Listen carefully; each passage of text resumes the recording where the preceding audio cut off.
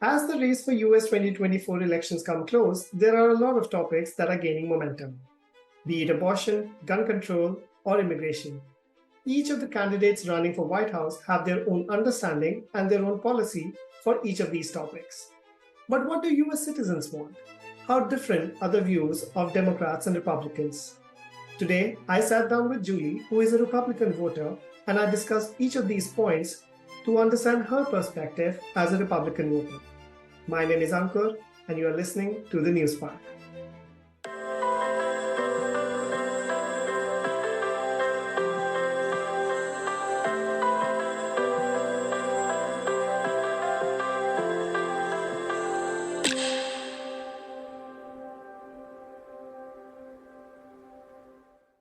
Hey, Julie, how are you?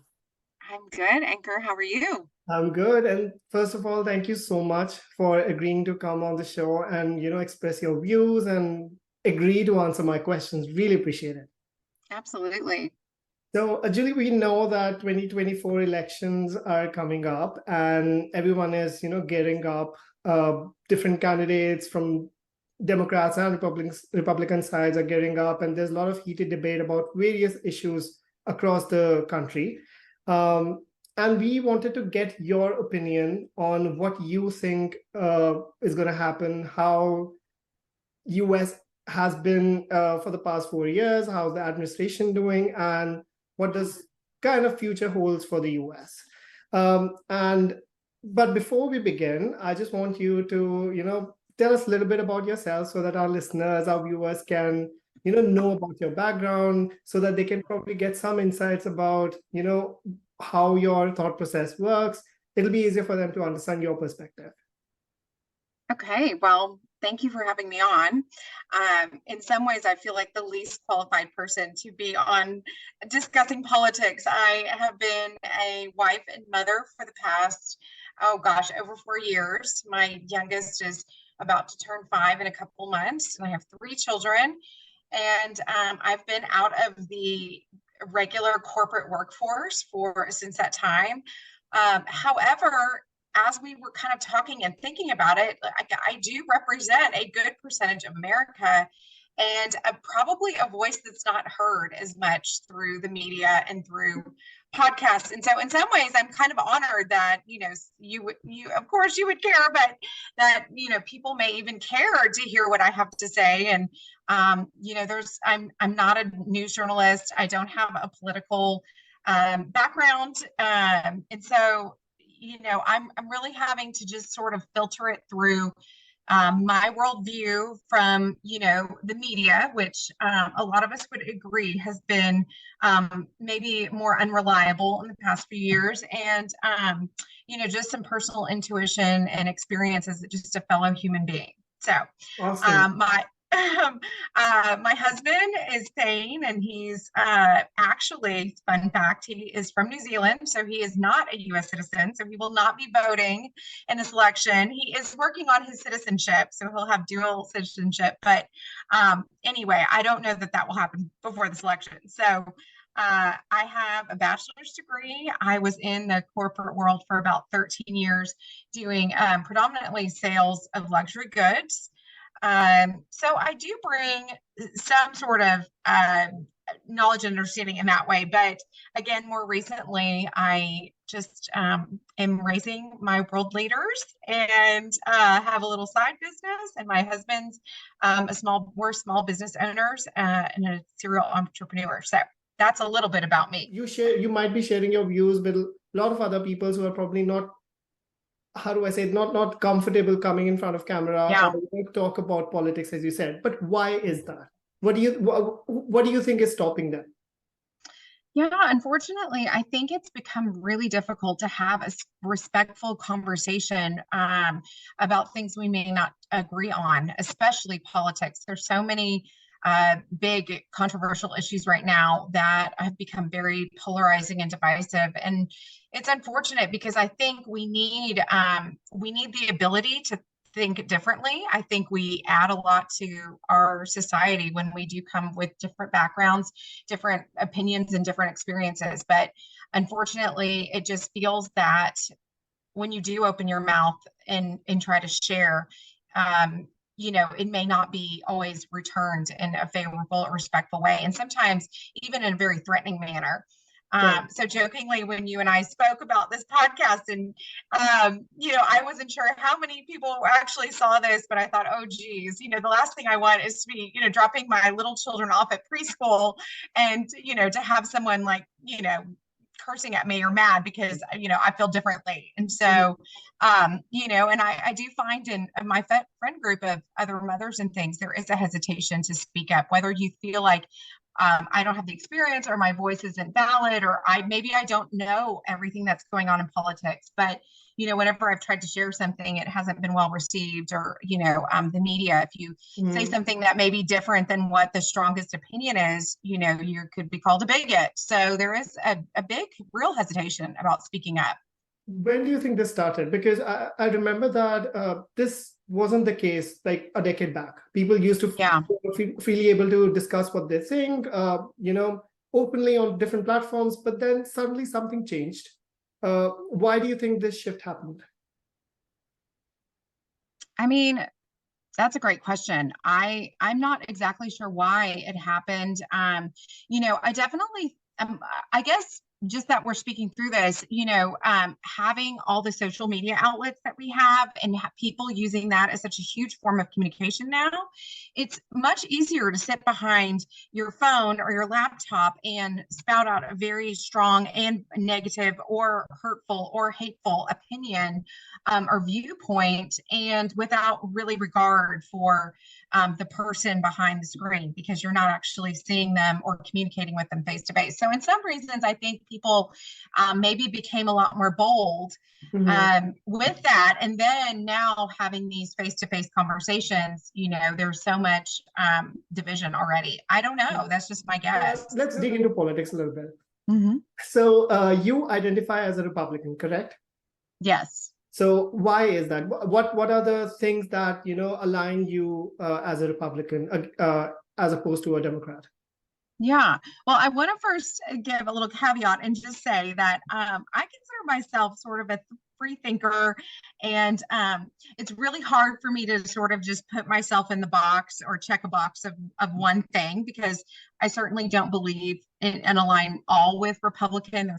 There are some things that align more Democrat that I might agree with, but I just think historically, some of the economic policies, I think some social things, I think a big one, a very controversial one that we sort of discussed, just the sanctity of life is very important and tender to my life, to my heart, to my conviction, which just historically has fallen in the Republican Party. So Okay. I don't, yeah. Oh, interesting. And you live in Texas, which is a historically red state.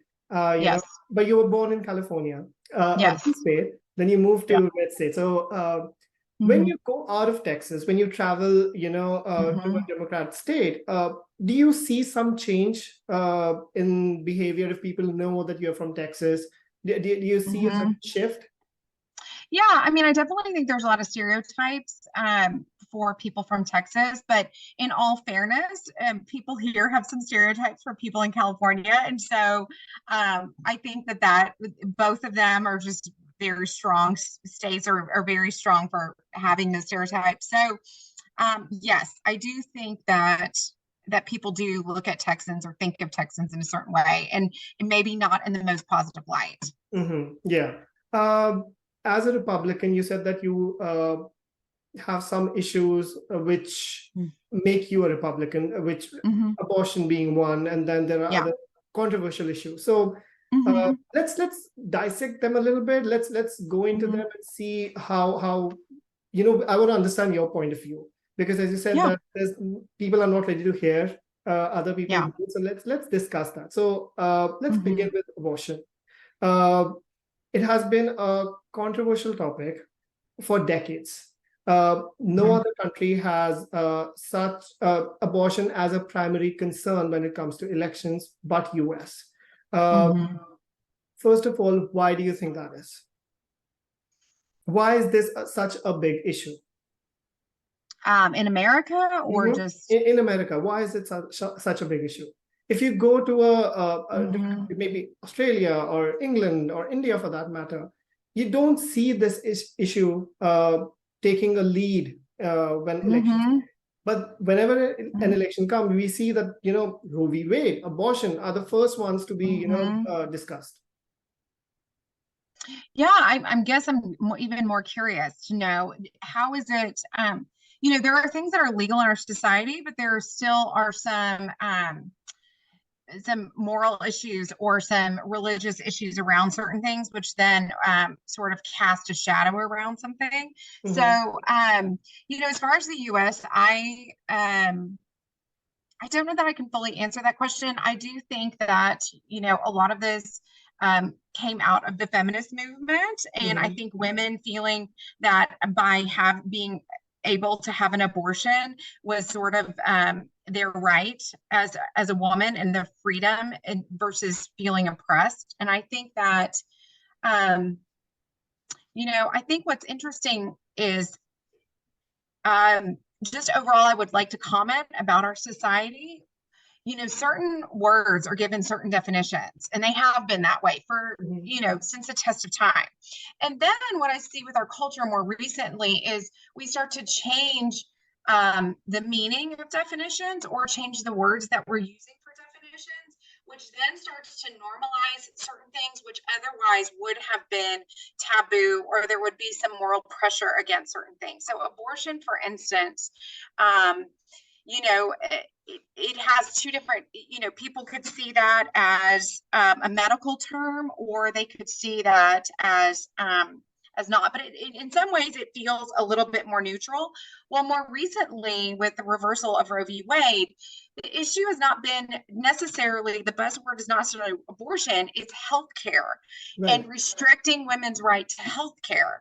And so that feels very different than the word abortion, feels very different than the word of termination of a life. You know what I'm saying? And so I think I'm like veering a little off from what you're saying, but I've just noticed, the other thing that I'm hearing a lot lately in our society is my truth. My truth is very interesting because truth is pretty black and white. But my truth would really be subjective to what I would feel or say it to be, which actually would really be my perception, right? Not necessarily my truth. So I think, again, I'm sorry I'm getting so off topic here, but as far as abortion, I think that there is sort of, there's a huge division between, one is what do we accept as life, and which life is important and which life is not, and which one is valued in a certain way and which one is not. And so why it's such a hot button issue, I think, America is the land of the free. And I think that we're a very independent nation. People want to have their freedoms. And in some way, as a Republican, that resonates with me. I mean, I like to have my freedoms. I love that we're in a country that's protected by a constitution, which also feels like in more recent years has come into question. So as far as abortion, like I can see on the other side where you feel like, okay, this is my body, this should be my choice. I live in a free country, these are my freedoms. So I sort of get that. The only problem with that argument is it involves another human life. And so if you agree that life begins at conception, then you have to sort of deal with, come to reconcile that you're also involving another life in that decision. Do you agree with that? That except for some exceptions, it should be legal? Yeah, the only exception that I would say that I personally and morally grapple with is in the case of a mother's life, which is actually fairly rare percentage-wise of the amount of pregnancies. As far as rape and incest, I mean, that's a terrible thing to happen. And I definitely have a lot of compassion for any woman that's going through that.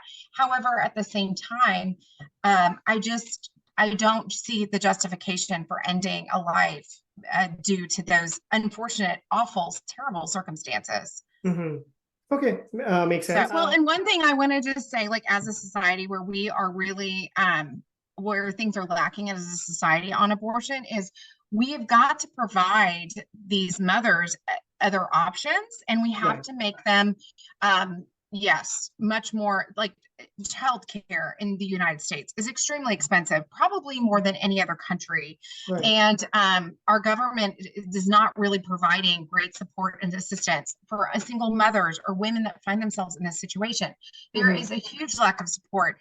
And really, you find that support a lot of times through a church or religious organization. But I would say our society in general has moved away from being as a church society, if you will. So we are lacking hugely in support for women. So again, I want to come at it from a place of compassion and understanding and not judgment. So I think we So do really you have to think that step if, up as a society. said childcare, right, and Yes. Yeah. healthcare, if Yes. government provides healthcare, Yes. childcare to Uh-huh. single mother or Yes. women who have been abused and raped, so Uh-huh. do you think Yes. that will probably Reduce. reduce the ask for Yes, legalizing yes. abortion? I hear what you're saying. I would think so. I think if bringing a child into the world, you had more of a network of support. I think if you look at the women who are getting these procedures, they're probably the majority unmarried women. Mm-hmm. And in a distress. Like I have to argue that as a mother, um, there is something very unnatural of aborting your own child once you find out that you're pregnant, especially women, and they've shown this in these crisis pregnancy centers. The rate of abortion drops significantly if they do an ultrasound. And Mm-hmm. so a lot of the crisis pregnancy that are either faith-based, pro-life, they really want to provide that to the mother so they can really get a full understanding. They still, up until this point, legally could still get an abortion, but at least they knew that they were making a fully informed decision. And I think that that is important for all of us to make such a major decision. Is to know really what we're doing. So to hear the heartbeat, to see that ultrasound, once that happens, the abortion rate goes down significantly. Mm-hmm. Once, if we had more support, I think you see I think the percentages would show that few, happily married women and, are going out and seeking abortions. I think these are very crisis situations. I think they could be rape. I think they could be incest. They could be underage young girls. This could be sexual abuse. This could be single women who are pursuing a career. Whatever it is, these women, these people in our society need support. And I think instead of looking at them as sort of villains, I Mm-hmm. think we need to really look at them with compassion and provide other options and just support. And yes, I do think it would go down. Yes. All right, makes sense. Let's move on to the next topic. Mhm. Let's move on to immigration. Immigration is a hot debate in US. Illegal immigration has been rising in the states for years, for decades. Mhm. Administrations have come and gone. They've tried different things, but no one has been able to revolutionize the system. There's no proper plan. There are certain legal ways, which even I used to come to US, but then there are illegal ways, and then that's affecting the economy, the healthcare. It's putting pressure on the resources. So Republicans seem to be very, strict towards immigration. They want immediate results. They want to totally ban illegal immigration, but Democrats are seen to have. They appear to be like more soft towards illegal immigration. They want to have sanctuary cities. They want to invite, immigrants from south border. What do you think about that? Yeah, I mean, it sounds lovely in theory to be able to offer, the sanctuary city and invite people in who especially are escaping, whether it's persecution, it's not being able to provide for their families to improve their quality of life. I mean, again, I think if you're a compassionate person, there's a side of you that can empathize of why people would want to come to our great country. However, you did hit on the point of, resources. I think doing this in a legal manner, because illegally, the Texas borders are flooded Mhm. with illegal immigration. And I think, these sanctuary cities, I think Governor Abbott has gotten a really bad rap Mhm. for sending busloads of illegal immigrants to sanctuary cities. And I And next thought to the plan Kamala was Harris is, brilliant. I think next to Vice President's house, I think. Yes. Yeah. Yes, and I think there was so much uproar about this. When I heard it, I thought this was a great idea because, again, these are about making informed decisions. So if Right. you really can see and understand what is happening at the border, or you were just seeing such a small percentage of people being bussed into your city, and already New York cannot house any more illegals, and they're having to send them, to other places. And I think I saw recently in the news that they're no longer considered a sanctuary city. And so, you can't expect the burden to just fall on a couple of border states and just say that, we're just going to allow this. I mean, there needs to be a legal process. Mhm. I think, there are terrorists coming through. We've had, issues as far as coronavirus and whatever other healthcare. There are a huge trafficking problem with children being trafficked over, people being trafficked over. I mean, it's terrible. And the truckload of 50 people or so that died in Texas over, being trafficked over the border. So I really do think that it is an issue that the United States, everybody needs to sort of like wake up and make an informed decision on. So I think it would be easy to just sit back if it doesn't affect you and just say, well, why not? We're all, essentially we all immigrated. My father's father, so my grandfather and grandmother came to the United States as immigrants. I mean, and I think that Republicans are very open. A lot of Republicans are very open to people coming in legally and to finding ways to let more people in legally. Mhm. And making it easier in some sense. But I do think that any country must protect its borders. Right. Makes sense. So, Julie, let's talk about another controversial topic, that is gun control. Uh, Democrats are usually seen as people who want to have more gun control. They want to have restrictive access. And Republicans are generally seen as people who do not want to have any ban on owning guns, no restrictions. Is that, first of all, is that true? I mean, yes, I'm sure that people sort of land along a spectrum, whether they're Republican or Democrat, but I would say overall, yes, that is fairly correct. Mhm. Yeah. US has had 410 mass shootings till today, in this very year. I checked the stats in the morning, it was 410. Do you think that if there was more gun control, they would have reduced? Not necessarily. I think it goes deeper. It's more of a cultural, societal problem in general. I think that people that are going to be doing illegal activities are going to find ways to illegally obtain weapons. Mhm. I think that there's a huge mental health crisis and problem that we have not addressed culturally. I think, again, when you look back at providing levels of support, with our healthcare, even if you have healthcare, mental health is not always covered, or if you do, it's a very small percentage. I think it really goes so deep, and we don't have tons of time to talk about it. But I think just looking back to, starting out with the way that we raise our children, are we able for parents to be present and involved in their children's lives, or are we as a society putting so much value on work and productivity and independence that we are not able to be as in touch as we need to be?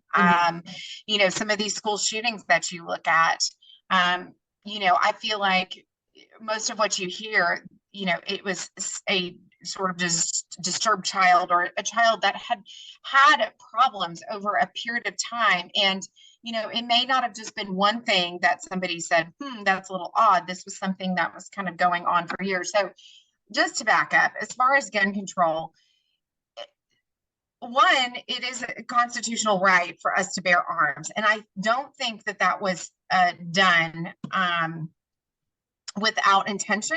I think that there are reasons that we should be able to have that right. And again, I think when you look at trying to place all of these laws over guns, I think you probably more so take the guns out of the law-abiding citizens, because they're the ones that are following your bans and your laws.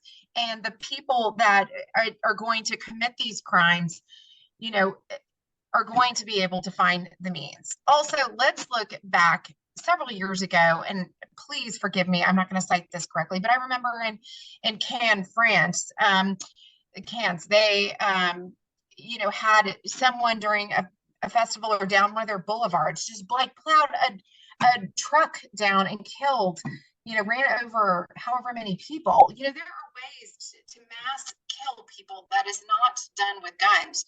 A bomber, you know, people make homemade bombs. The problem there is not the bomb, it is the mental health issue of the person. And so until we figure out how to provide more support as a society for these people, then I just think that taking away the guns, you know, is just a band-aid, or it's going to create other ways that people are going to choose violence. Mhm. So That makes sense. But I just have one follow-up question on that. mhm. Do you think it's concerning that a 16-year-old or a 17-year-old is able to get a gun, buy a gun from Walmart, and just barge into a school and start shooting? There are, especially in the state of Texas, or I also lived and went to college in Northeast Louisiana, very much a hunting, sporting kind of state. So you do find younger people that use rifles and things for sport, and are actually trained from a very young age how to safely use a gun. But then what about But- AK-47? I understand hunting guns, but then Mhm. having access to AK-47, even if you're 20, 21-year-old, like that's something that I personally didn't understand. I understand the right to bear arms for your own protection, 100%. I totally agree with that. But then why do you need an AK-47 for that? I mean, that's a good question. I don't necessarily, you know, I don't think that we, you know, I don't disagree that we can't provide some sort of laws around what kind of guns or age restrictions or that sort of thing. I mean, I think a lot of Republicans would agree that there could be, you know, some laws in place that made sense, but to just completely go out and ban guns, I just don't think that's going to solve the problem. Mhm. And it also takes away any protection. The interesting thing is there have been shootings in Texas. I think there was one at a church in Fort Worth a few years ago where someone did come in to shoot, but then one of the congregants, because you can conceal and carry legally in Texas, was able to shoot the person, and so which prevented more people from being killed. So, you know, I don't have all the answers. But I do believe that there is a reason that it is in our Constitution as a right. I don't think that just taking that right away is going to solve the problem. But I do think that there are some safeguards that we can put in place that we hopefully can all agree upon or come to some sort of consensus that our lawmakers, you know, can do. So, yeah. Forward. Just to add, you mentioned that economy is one of the major things that, you know, aligns you as a Republican. How would you rate Bidenomics? That's the term that is being used right now as a, you know, economic policies under Biden administration. Do you think economy is doing good for the past 2.5 years? I do not think that's the general consensus around here. I mean, I understand interest rates are off the chart, Yes. right? Wages have not risen. Inflation has risen so much. People are having jobs, but no one's talking about the quality of jobs. You know, they have to do multiple jobs to, you know, just to stay afloat. This is not the economy that, you know, US should have. One of, like, US is a superpower. US is one of the richest countries in the world, but still people are struggling. But do you think that if there's a change in administration, this situation will change? I'm hopeful that it will. I Mhm. mean, I think whether you agree with Trump or not, I think when he was in office, he did have a track record of economic growth, job growth.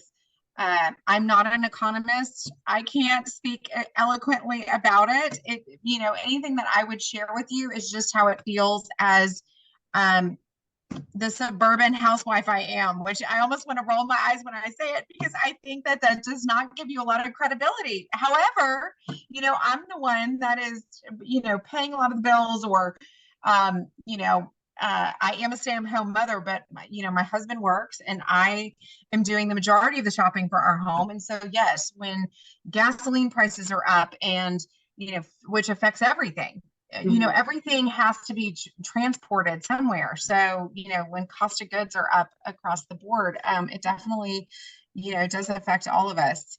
As far as the jobs, that's very interesting, because there are, with COVID, I think a lot of people were able to not return to work, and we had unemployment available for extended periods of time, or other things that made it possible for people not to have to work. And so that's very interesting, another topic. So as far as the economy, I think we could do better. I think we have done better. Interesting. I'm hopeful with a change of administration that things will change. I think it's concerning the debt of this country. I think the student loan forgiveness is a problem. There are a lot of us who worked really hard to pay for our college, or had to take out loans and then had to pay them back. I think that there is something very logical about you spend money and then you have to, or you borrow money and you have to pay it back. And I think to think otherwise, or to feel that we're entitled otherwise, is interesting. That is the cancel culture. Anyone who says anything, or anyone who expresses their views, and then you don't agree with them, you just cancel them. You boycott them. Actors have suffered because of that. Comedians have suffered because of that. People have lost their livelihood. If you say something and if someone grabs a camera, records you lose your job. This kind of thing, this cancel culture, what are your views on that? I mean, it's just unfortunate. Again, it goes back to, we need to be able to have, like, to get anything done in this country, to move forward in a positive way, to sort of like reunite this country. I think we all have to be, Republicans and Democrats have to be willing to have respectful dialogues. I think that there are valid points in both parties. I think anytime you go too far left or too far right, it's too far. We need to sort of like find the common ground, or be able to discuss and have a healthy debate about how to solve these issues, because I think we all come from different backgrounds and different experiences and have different ideas and different solutions. And so I think that until we're willing to sort of hear each other out and work together, we're going to be stuck in what we're currently dealing with. And so, like, even just you and I talking through and you bringing up some different points, it's definitely given me some food for thought. The gun control, I don't have strong feelings about it. I do feel like it is our constitutional right to have guns, but at the same time, do I think that there could be more laws surrounding guns and protection and in legislation? Absolutely. And I think the more we talked about it, we probably could come up. I mean, you and I could come up with a great solution. We would just have it all solved. No, but seriously, I just think that it's the division right now, and back to cancel culture. Because someone feels differently, that they're, a racist, they're a bigot, they're, it's unfortunate. That's not how we create solutions.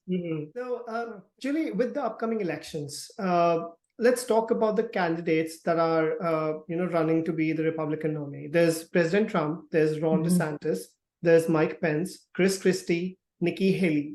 I think these were the main candidates that everyone was talking about. Like, Do you have Mhm. any favorite among those?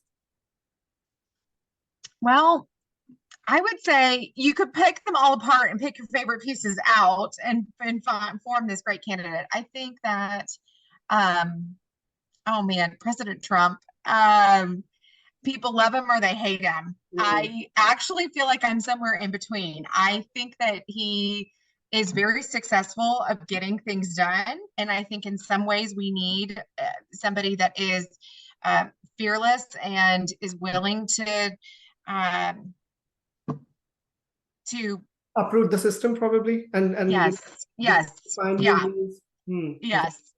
And then at the same time, there needs to be a level of diplomacy in order to really work with people of other viewpoints. And I think that in some ways, Trump can unite people. And in some ways, I think internationally, I think Trump has done really well. Mhm. Um, but I think within our own country, he's definitely been more divisive. So, as far as getting things done, I just think, I do say, I think he does have a track record, whether you like him or not.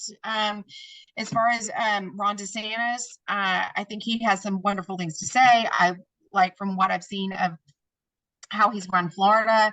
I think he, in some ways, has gotten a bad rap about some of the bills and some of the things that he's set out in order to protect children or protect people's rights and freedoms.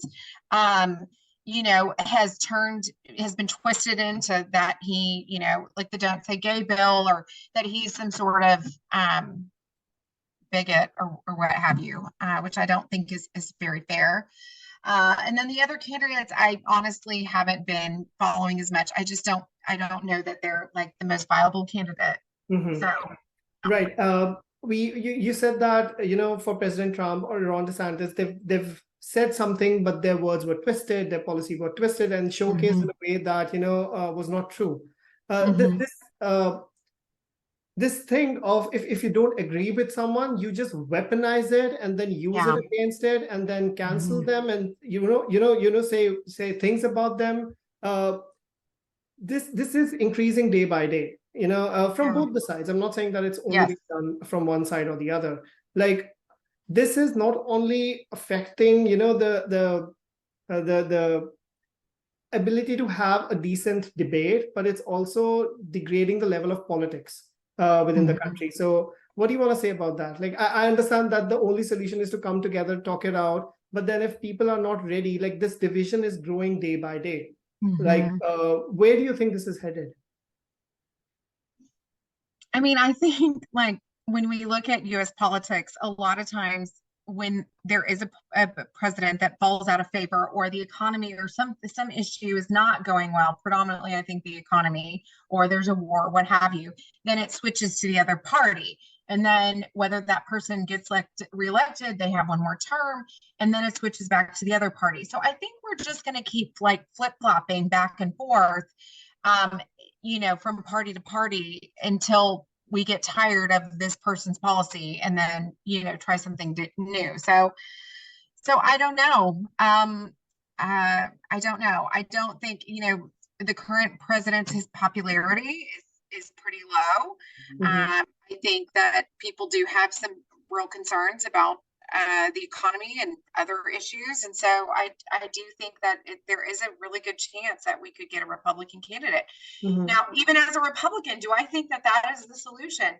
No, not necessarily. Again, it's really gonna boil down to us finding, being the bipartisan, truly being bipartisan, and finding solutions that, we're not twisting we're not manipulating or controlling to try to get our way. We're really trying to find out like what is the best way. Mhm. So, And, there are 40 criminal charges being filed against President Trump. Uh, mhm. what do you want to say about that? Do you think uh, that's an agenda that Democrats are, carrying out to, mhm. decrease his popularity or, uh, Yeah. stop him from rerunning? Yeah, I think it's interesting because it does feel like more recently Mhm. that um, and I don't even know how to even articulate this correctly. So somehow there needs to be more of a separation between our judicial department and the politics, because I think that some of the politics this is infiltrated, and I really question um, whether there really is just reasons for these indictments. I don't know.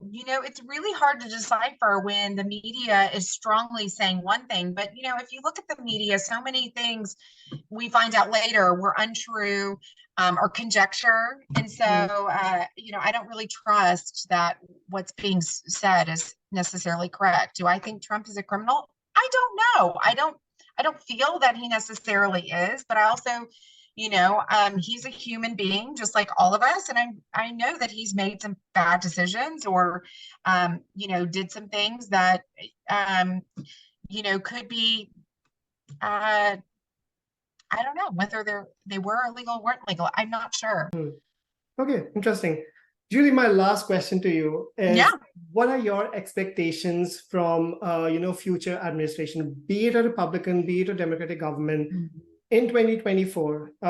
What do you want your government to do for you? Yeah, I mean, I think I want the government to protect our borders, and look at immigration policy as a whole. I do think, we should let people in legally. I think I will just say, as sort of a little side note, my sister-in-law, so my husband is a New Zealand citizen, and he and his two siblings were adopted from a family who, his father is an American, his mother is a Kiwi, a New Zealander, and they were born and raised in New Zealand. Well, so during the pandemic, his sister, who then has married an Australian, has a family, lives in Australia, she wanted to come and spend some time in the United States. And because she was adopted and she was not like a blood child of his father, who's an American, she was unable to be able to be here for any considerable amount of time. She just did not have the same rights and privileges. So I find that situation really unfortunate, that her going through the legal process was not able to be able to come freely into the United States, as should and have been her birthright by having an American father. And so anyway, I think we really do need to look at immigration, but I do think we need to secure our borders. Whatever side of the fence you fall on, I definitely think that we can provide asylum in certain situations. And for the most part, I think we need to focus on providing legal means. And I do think that we need to figure out real solutions to secure our border. It's not going to be 100% secure, but I don't know. The wall seems like in some regards it worked. Right now, Governor Abbott has put these massive buoys out in the river, and it has prevented people from coming over. And some people think that is terrible. But, if you don't want people coming into your house, what do you have to do? You have to close your door. You have to lock your fence. So, let's just be practical here. So I think that is something we need to look at. I think of the economy. I think at the national debt. I think at foreign relations. What's happening with Ukraine, with Russia, with China, all of those things are issues that I want. I do think abortion is very important. I mean, I will probably stand alone in a lot of rooms on this one, but I do feel like we really need to go back to conception. Life starts at conception. And then from conception, how are we supporting our mothers? How are we supporting our children? Our children are going to be our leaders one day. You and I are going to be sitting in a nursing home, and my children and their children are going to be in charge of public policy. So I do think it is important how we raise them and how we treat them and how we treat each other. And I think that there's a huge component to America that I think is very different from other countries. I think we pride ourselves on being this independent nation, and we can sort of do anything, and we love and want our freedom, and all of that is good, fine, and great, but it really takes a village. And I think that's where America has sort of missed the mark. You know, I think when we value success and material and worldly things so much that we neglect the community that we are a part of and mistreat and disrespect our neighbors, and we don't provide adequate care for our children and our mothers and our elderly, you know, that is the real fundamental problem to me. So who is willing to take that on? Homelessness, crime, like those are huge problems. Those are especially in like these large metropolitan cities. But where does that boil back to? Why are people on the streets? Why are people addicted to drugs? Why are people homeless? Why are people wanting to kill their babies? What is missing? Like, what is the commonality? What is the common thread?